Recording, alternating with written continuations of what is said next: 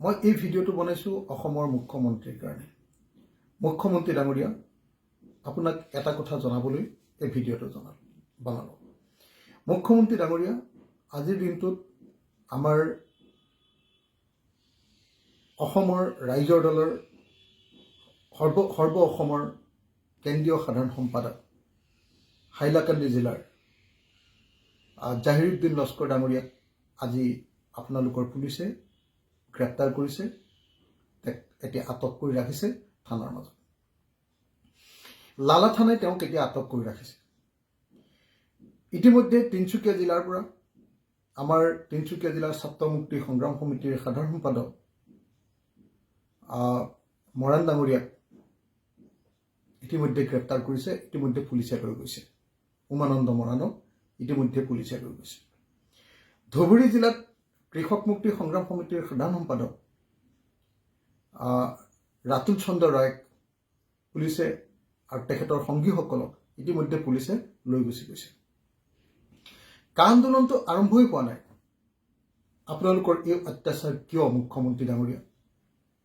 মুখ্যমন্ত্ৰী ডাঙৰীয়া, অসমত সঁচাকৈ আপুনি গণতান্ত্ৰিক গোটেই পৰিৱেশটো শেষ কৰি পেলাব খুজিছে নেকি? সঁচাকৈ আপুনি বিধানসভাত কোৱাৰ নিচিনাকে অসমত ডিক্টেটৰশ্বিপ চলাব খুজিছে নেকি মুখ্যমন্ত্ৰী ডাঙৰীয়া? সঁচাকৈ মুখ্যমন্ত্ৰী ডাঙৰীয়া, আপুনি বিধানসভাত কৈছিলে যে বিৰোধীসকলৰ সকলো মাইক চিৰকালৰ কাৰণে বন্ধ কৰি দিয়া হ'ব। মুখ্যমন্ত্ৰী ডাঙৰীয়া, আপুনি বিধানসভাত এইবাৰ কৈছিলে যে ডিক্টেটৰশ্বিপ চলিব, স্বৈৰতন্ত্ৰ চলিব।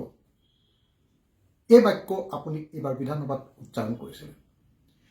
মুখ্যমন্ত্ৰী ডাঙৰীয়া, আপোনাৰ ডিজিপিয়ে জি.পি. সিং ডাঙৰীয়াই ইতিমধ্যে ঘোষণা কৰিছে বুলি সাংবাদিকসকলে আমাক জনাইছে যে এইবাৰ যদি কোনোবাই আন্দোলন কৰে, এইবাৰ যদি কোনোবাই প্ৰতিবাদ কৰে, সেই প্ৰতিবাদৰ ফলস্বৰূপে যিমান অৰ্থনৈতিক লোকচান হ'ব, অৰ্থাৎ কোনোবাই যদি অসম বন্ধ দিয়ে বা অন্য ধৰণৰ প্ৰতিবাদ সাব্যস্ত কৰে, তাৰ কাৰণে যি অৰ্থনৈতিক ক্ষতি হ'ব, সকলোবিলাক বোলে আন্দোলনকাৰীবিলাকে বহন কৰিব লাগে।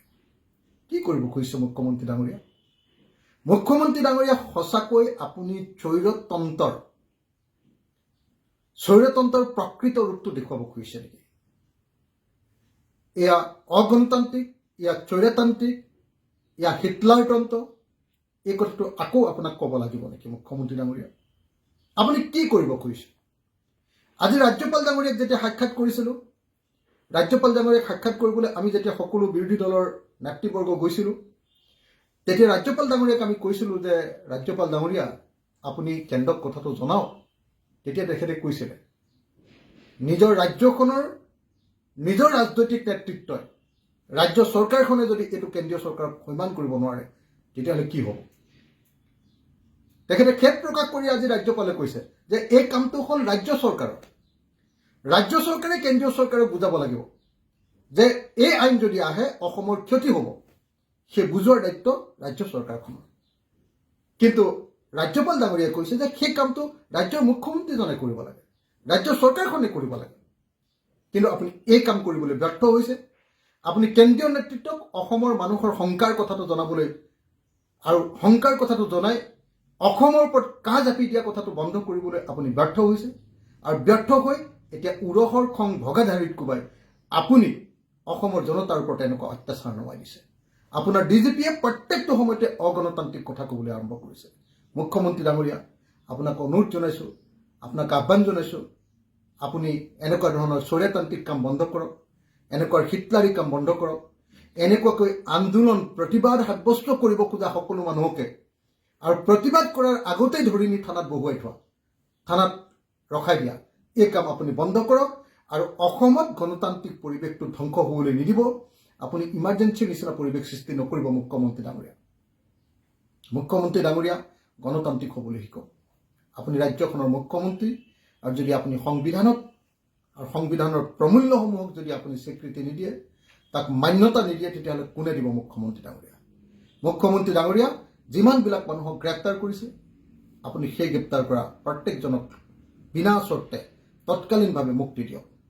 মুখ্যমন্ত্ৰী ডাঙৰীয়া, আপুনি কা বিৰোধী আন্দোলনটো দমন কৰিবলৈ চেষ্টা নকৰিব, বৰং এই কা বিৰোধী আন্দোলনটো দেখুৱাই আপুনি কেন্দ্ৰীয় চৰকাৰক সন্মান কৰাওক, যাতে কোনোপধ্যে অসমৰ ওপৰত কাজ জাপি দিব নোৱাৰে। অসমৰ ওপৰত যাতে আমাৰ মাইগ্ৰেটেড এফেক্টেড প্ৰব্ৰজনৰ দ্বাৰা সদায় ক্ষতিগ্ৰস্ত হৈ থকা এই ৰাজ্যখনৰ ওপৰত যাতে কেন্দ্ৰীয় চৰকাৰে আন অন্যায় নকৰে। মুখ্যমন্ত্ৰী ডাঙৰীয়া, আপুনি এই ব্যৱস্থা গ্ৰহণ কৰক আৰু কোনো আন্দোলনকাৰী, গণতান্ত্ৰিক আন্দোলনকাৰী কোনোবাই যদি অন্যায় কৰে, কোনোবাই যদি হিংসা প্ৰয়োগ কৰে, তেতিয়াহ'লে আপুনি ব্যৱস্থা লওক।